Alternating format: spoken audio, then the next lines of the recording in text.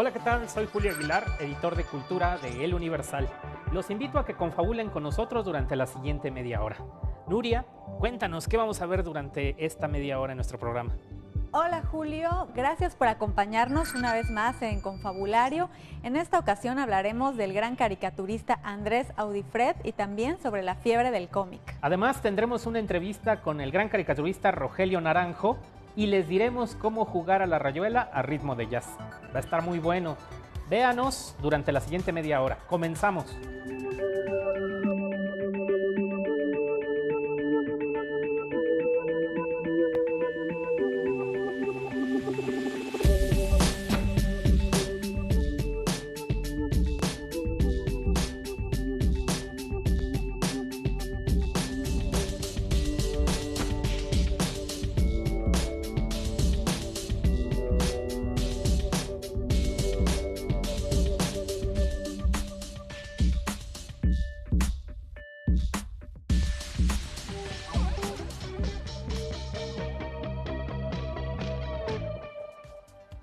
Andrés Audifred, el cartonista mexicano más importante de la primera mitad del siglo XX, hizo del Universal su casa desde 1927 hasta su muerte en 1958. Parte de su monumental trabajo se exhibe ahora en el Museo del Estanquillo. Vamos a visitar esa exposición.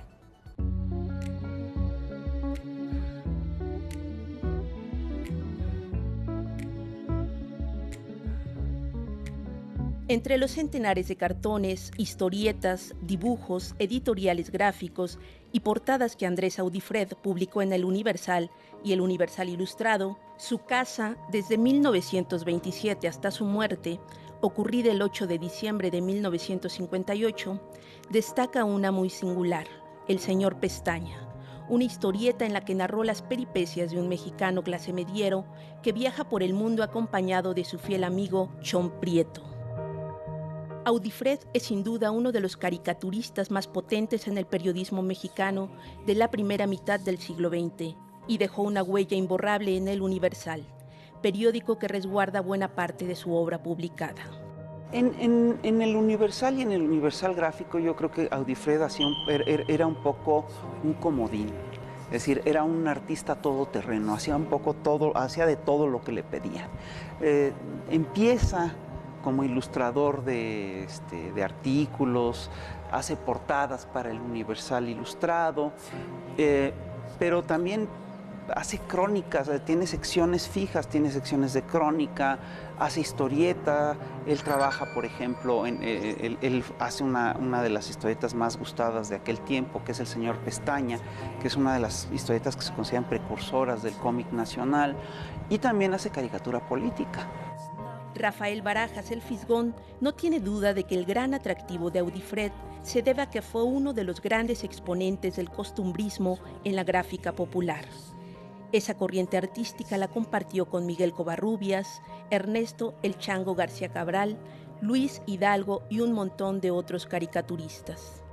La popularidad de Audifred se debe en buena medida a que él absorbió la influencia de la prensa norteamericana y la tradujo a las situaciones y a las condiciones de México. Entonces es uno de los pioneros de la historieta nacional, al mismo tiempo es uno de los grandes cronistas de su tiempo, y él además inaugura en México este género que fue muy gustado en un momento dado, que combinaba textos narrativos, que contaba historias y que las ilustraba al mismo tiempo, ¿no? De un solo trazo, Audifred creó personajes que se convirtieron en arquetipos del ser mexicano y se quedaron en el imaginario colectivo nacional, que a pesar de que en su tiempo fue uno de los caricaturistas más exitosos y queridos, y de que la gente salía a buscar el periódico para leer sus historietas, el peso que tuvo su trabajo periodístico no dejó ver la profundidad y la magnitud de su obra, y pasados los años, Andrés Audifred quedó en el olvido. Yo creo que el olvido de Audifred se debe en buena medida a las debilidades del género de la prensa. La prensa hace héroes de 24 horas y después, bien todos sabemos que no hay nada más molesto que un periódico de ayer. El trabajo de Audifred no solamente es un trabajo periodístico, es un trabajo que caló hondo, es un trabajo que tiene vínculos, no es estrictamente noticioso, es un trabajo que tiene vínculos con algunas preocupaciones de los pensadores de la época, tiene fuertes vínculos, por ejemplo, con toda la corriente mexicanista. Hace una reflexión acerca de qué es lo mexicano, qué implica ser mexicano, por qué somos como somos.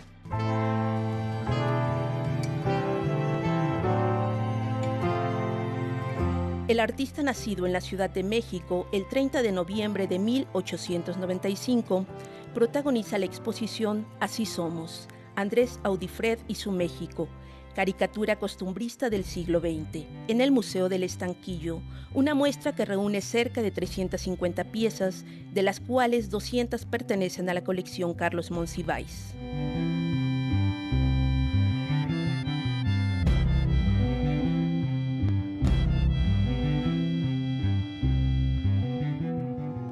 La exposición, que permanecerá abierta hasta el 3 de noviembre y que apela a nuestra identidad nacional, permite revalorar la gran obra creativa de Andrés Audifred.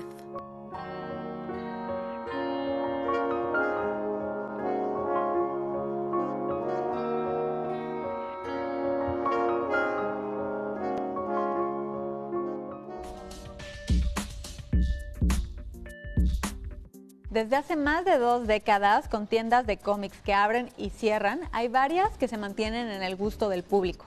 Aunque usted no lo crea, en México el negocio del cómic es muy rentable. Vamos a ver este reportaje. El mercado del cómic en México es atractivo y rentable.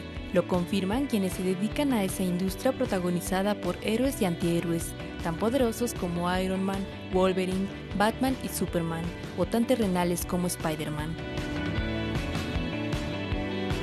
Esa industria es sostenida por verdaderos amantes del género que gastan miles de pesos para adquirir cada nuevo número de sus personajes favoritos y compran figuras, naves, autos, esculturas, carteles, playeras y demás productos de la parafernalia que acompaña al cómic. Tiene en México cadenas de tiendas en el Distrito Federal, área metropolitana y en varios estados del país, pero también se sostiene en pequeños locales en plazas comerciales. El mercado mexicano sí es buen consumidor de cómic americano. El problema es que el mexicano en su mayoría no le gusta leer inglés, si es que sabe leer. Si es que sabe inglés, no le gusta leer inglés. Y si no sabe, le saca la vuelta. Son pocas las personas de que me gusta el personaje, no me importa. Compro y trato de aprender inglés conforme voy leyendo. Se trata de una industria bien conectada con Estados Unidos, país del que vienen los cómics más conocidos a través de las dos grandes editoriales, DC y Marvel, pero también afianzada por el cómic europeo y el manga japonés, que ha generado otra ola de interés entre los lectores mexicanos. En Estados Unidos y en otros países no es un pasatiempo. El cómic llegó a ser en su momento un modo de información, un método de que la gente pudiera enterarse de ciertas cosas que pasaban en los países en aquel momento, por ejemplo la Segunda Guerra Mundial. Eso pasaba, o sea, para eso servía el cómic. En México no se toma así, no se toma como un medio informativo, se toma como un pasatiempo, porque no se le da la seriedad. Desgraciadamente sí hay poco conocimiento o más a fondo de todas las compañías, porque lógicamente los que tienen más poder económico son los que lanzan más cosas y los que se hacen más populares. Las compañías pequeñas o las independientes son un poco menos conocidas por lo mismo de que no tienen el mismo capital, por lo mismo de que no tienen el gran escritor o el gran dibujante.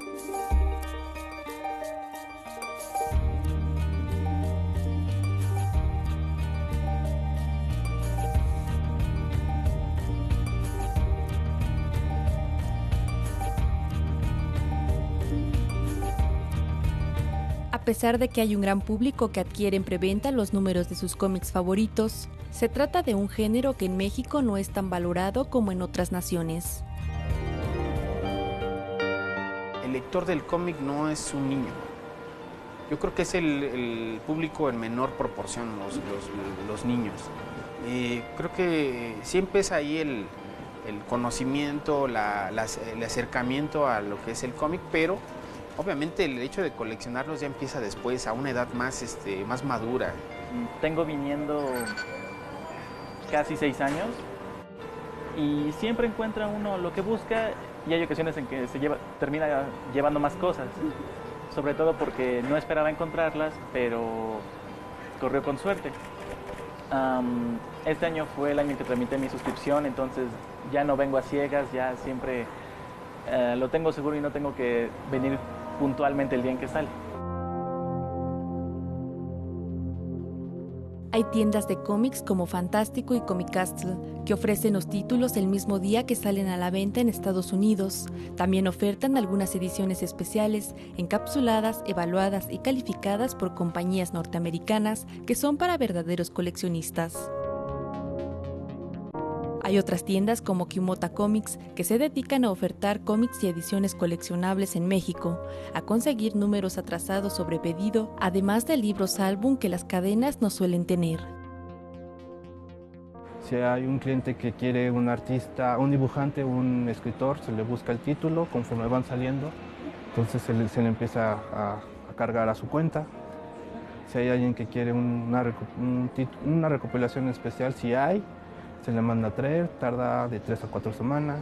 Igual si es un libro de arte y hay en existencia con el proveedor, se manda a traer. Entonces así es como se trabaja aquí, más los títulos que salen cada semana. El cómic en México tiene lectores y convenciones como la TNT y la Mole. En ambos encuentros, los amantes del género encuentran de todo: cosplay, artículos coleccionables, ediciones limitadas y mucha gente que se sienta a debatir sobre revistas.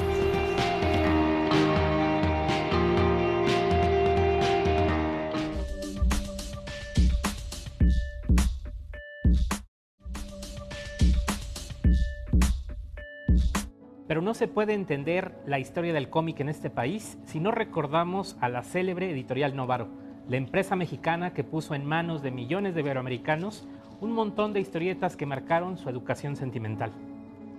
Gracias a esa editorial, personajes como Batman, Tarzán y Superman han circulado por estos rumbos.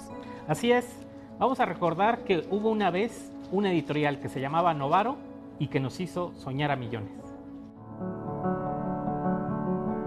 Eran tiradas de millones de ejemplares, ¿no? En algún momento la exportación, la producción de Editorial Novaro equivalía a un porcentaje altísimo del Producto Nacional Bruto. En 1949, los hermanos Luis y Octavio Novaro fundaron la que sería una de las editoriales más exitosas de México, Novaro.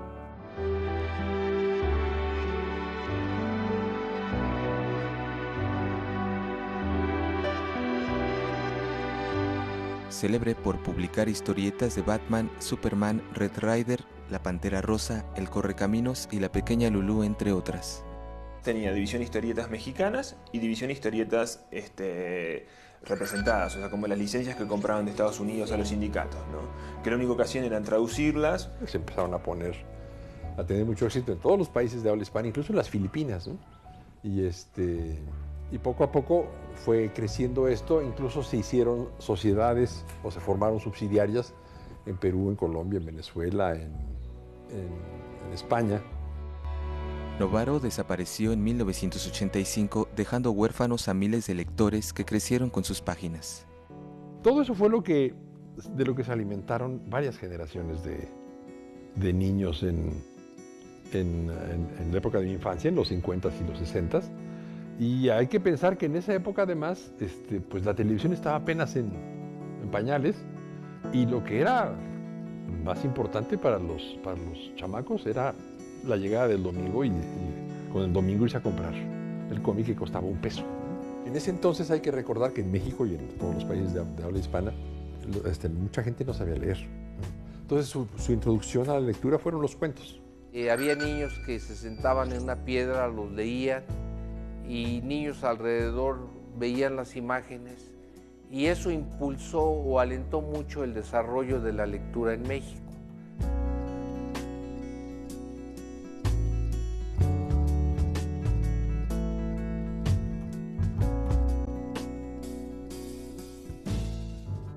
Por ahí del 69, 70, la empresa se fragmenta y se vende una parte que la compra Bruno Pagliai y Miguel Alemán Velasco. Y queda una parte de la familia, no sé qué parte de la familia queda ahí todavía, eso no lo sabría decir. El yerno de mi tío es quien se queda como representante de la familia. En un momento, casi los 80, Alemán Velasco y Pagley terminan de comprar la empresa. 5 años después, Novaro cerró. Las causas que la llevaron a la quiebra y el destino de su acervo aún no están del todo claros, lo que ha dado paso a una leyenda. Ese es el edificio de Novaro que se cayó en el 85. De ahí creo que viene un poco la confusión de que Novaro quebró por el terremoto, ¿no? Y ahí, bueno, la teoría de Gabriel que ahí se guardaba parte de la colección. Mi hermano y yo, ya no somos Luis y Octavio, pero somos Luis y Gabriel, formamos la SA, la rescatamos hace varios años, pero luego nos separamos. Mientras que yo, con la editorial Novaro.com, estoy sacando bastantes títulos, ¿no? Bueno, sobre todo de mis revistas de autos. Bueno, hay una leyenda que dice que al día de hoy en la Ciudad de México hay 2 bodegas retacadas de material de Novaro.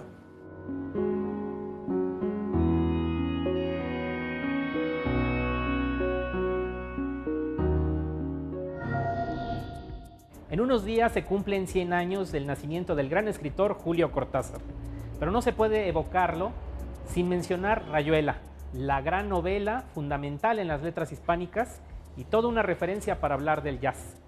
Vamos a ver, o mejor dicho, vamos a oír esta nota para entender por qué digo esto.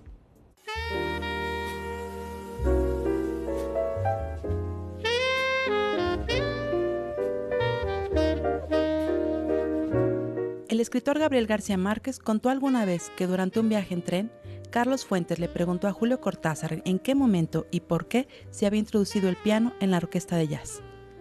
Como respuesta, contó Gabo, el autor de Rayuela dio una cátedra deslumbrante que se prolongó hasta el amanecer. Cortázar fue, sin duda, uno de los grandes escritores latinoamericanos. Fue también trompetista y un jazzista frustrado que trasladó su pasión musical a su obra literaria. Él decía, por ejemplo, en una entrevista que le dio a Poniatowska hace muchísimo tiempo, él decía que le entró al jazz y tenía esa búsqueda de un grupo para oír discos, los discos de pastadura, ¿no? Ya viviendo en Argentina, ya siendo un jovencito. Le gustaba Louis Armstrong, lo fue descubriendo y buscaba con quién compartir esos momentos de solaz, que es un poco lo que vendría a ser el antecedente del Club de la Serpiente, ¿no? Hacer sus propios clubes de la Serpiente. Cortázar afirmó que la importancia del jazz se encuentra en la manera en que puede salirse de sí misma, permitiendo todos los estilos, ofreciendo todas las posibilidades. Desde ese punto de vista, decía, está probada la riqueza infinita del jazz, la riqueza de la creación espontánea, total. Aunque es conocida esta faceta del autor argentino, el jazz en Cortázar también ha generado algunos equívocos. Quizás el jazz está tan presente como otras músicas en la obra de Cortázar, pero digamos el que prevalezca la idea del jazz es como ese equívoco de que cuando vino el aniversario de Rayuela, los 50 años de la publicación, en todas las anuncios y propuestas que hacían para convocar a los distintos homenajes o recordatorios, usaban música de Charlie Parker. Que bueno, pero Charlie Parker no está presente. Sí está presente en El Perseguidor y ni siquiera está presente como personaje real, como inspiración de Johnny Carter, pero Charlie Parker no está presente en Rayuela. Y sin embargo es así como que el lugar común, ¿no? Charlie Parker, el bebop, Rayuela. El jazz, Cortázar. Sí le interesa la música, pero quizás es mucho más lo que le interesa es referirse a la música. Que Cortázar oye música cuando está escribiendo. No necesariamente porque ponga un disco, sino porque la tiene allí. Melómanos, músicos, investigadores, instituciones académicas han escrito sobre la relación del escritor argentino con la música nacida en Nueva Orleans en el siglo XIX. A partir de sus obras, entrevistas, artículos e incluso de su correspondencia en donde hay menciones de músicos y citas discográficas. Cortázar logró que que su lectura permitiera a la gente decir, bueno, ¿y quién es el tal Charlie Parker que está inspirado Johnny Carter, o quiénes son estos que son escuchados por la gente del Club de la Serpiente, ¿no? O quién es hay un cuento que se llama Un lugar llamado Kindberg, donde Cortázar habla de Archie Shepp, que quizás en mi caso Archie Shepp es así uno de las piedras fundacionales, al menos para mi manera de tocar el saxofón. John Coltrane, George Gershwin, Louis Armstrong, Duke Ellington y Eli Ron Morton son solo algunos de los músicos que habitan en la obra del escritor. Creo que lo que pasa con Julio Cortázar es que siempre te remite a algo, entonces te hace hurgar más y te hace buscar más. Y te va abriendo ventanitas.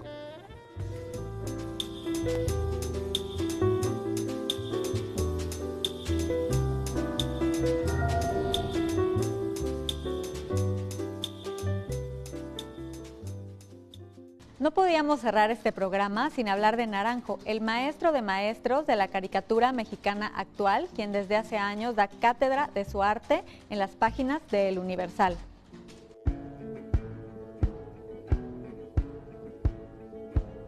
Rogelio Naranjo ha trazado durante casi 50 años al México que lo asombra por su historia y tradiciones, pero que se empeña en causarle indignación por su enraizada desigualdad económica y su corrupción.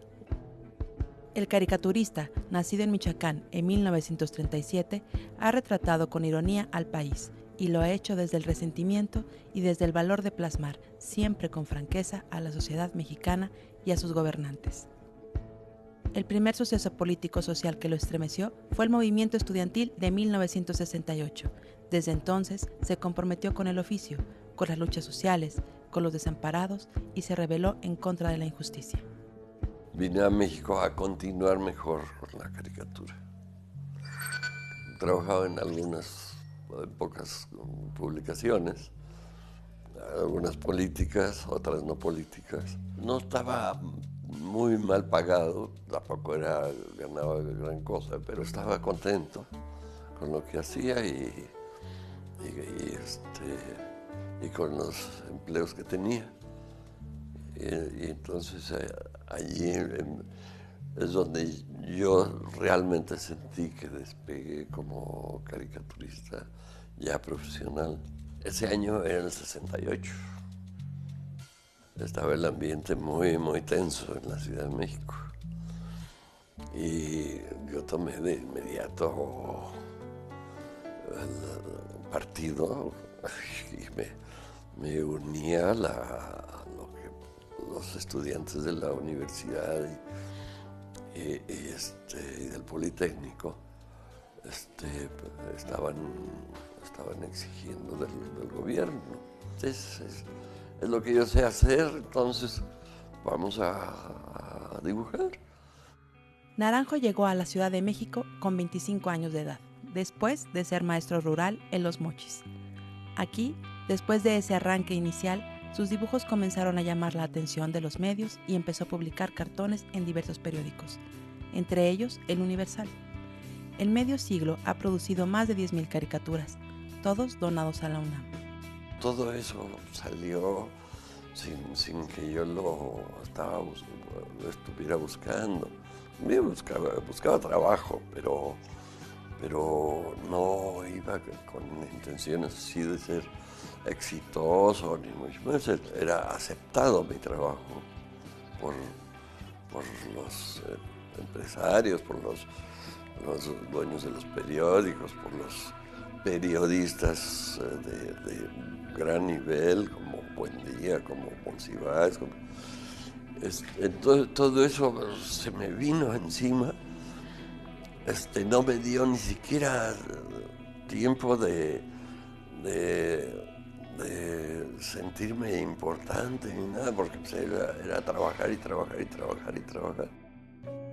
Los abusos de los líderes sindicales, las políticas económicas que han generado más pobreza en México, el enriquecimiento de políticos y empresarios, el priismo y sus formas de entender y hacer política, la libertad de prensa, la clase trabajadora, el clero y su indiferencia ante los más necesitados, los presidentes de la República, los derechos humanos, los procesos electorales, son solo algunos de los temas que ha abordado el cartonista. Es cierto que se repiten muchas cosas, pero van dejando su sello cada político, cada gobernante, así que y no todos son iguales, siempre va resultando algunas variantes. Con los mismos dibujos estamos creando prototipos que sean significativos o que se emparenten con algunos sucesos de México que también son repetitivos y todo eso. Y entonces, como caricaturistas, pues, las ideas pues, se siguen a lo mejor hasta repitiendo. Su lápiz ha sido implacable. Lo mismo ha criticado a los sacerdotes por recibir dinero ilícito que a los periodistas que a cambio de dinero o de favores son capaces de arrojar flores sobre el teclado. Pero han sido los presidentes una de las figuras centrales de su mordacidad. Hay una cerrazón y es de lo que se ha caracterizado en los últimos gobiernos de la República, de cerrarse y no oír la voz del pueblo, de la gente. Entonces, no creo que va a resultar muy bien para los recuerdos de los presidentes.